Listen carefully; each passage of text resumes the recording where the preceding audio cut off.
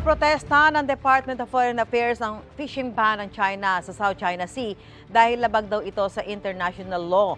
Ang mga mangingisdang Pinoy sa Baho de Masinloc nanindigan ding hindi sila susunod sa fishing ban ng China.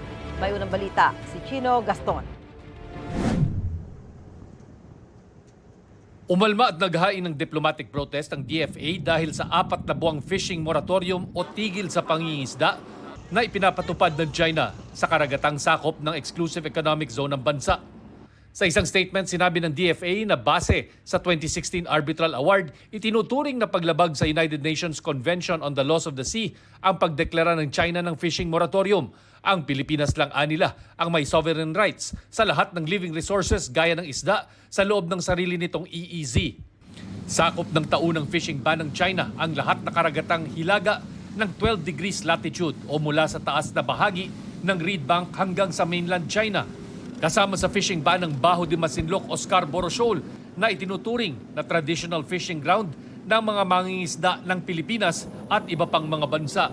Ang mga Pilipinong mangingisda hindi raw susunod sa fishing ban ng China pero may dama pa rin silang takot dahil sa naunang lumabas na balitang mga aresto ang China sa mga papasok sa itinuturing nilang teritoryo. Salamat po yung kinikilala nating batas. Kung ano yung ating umiiral na batas sa ating bansa, yun lamang po yung ating kinikilala. Wala po kami pakialam sa mga sinasabi po silang batas nila na yan. Sakaling ituloy naman ng China ang bantang mang-aresto ng mga mangingisda, pwede raw itong basihan ang bagong reklamo laban sa China sa ilalim ng UNCLOS. Pwedeng hindi pansinin yon. And if they try to enforce it, then that will be, again, an imposition, and it will be contrary to the 2016 South China Sea arbitration then.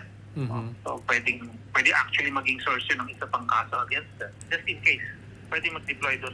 Dapat lang na bigyan ng support, no, ng Coast Guard yung fishermen natin.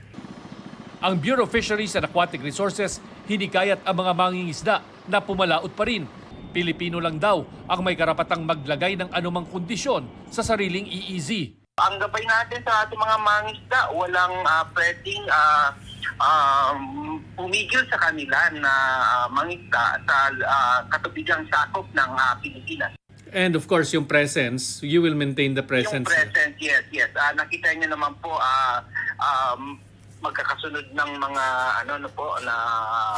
missions ang ginagawa natin para ma-establish natin yung presence sa West Philippine Sea at maramdaman ng ating mga mangingisda ang presensya po ng pamahalaan. Sinusubukan pang kunan ng pahayag ang Chinese Embassy. Ito ang unang balita, Chino Gaston, para sa GMA Integrated News. Mga kapuso, para una ka sa mga balita, mag-subscribe sa GMA Integrated News sa YouTube. Sa mga kapuso abroad, subaybayan niyo po kami sa GMA Pinoy TV at sa www.gmanews.tv.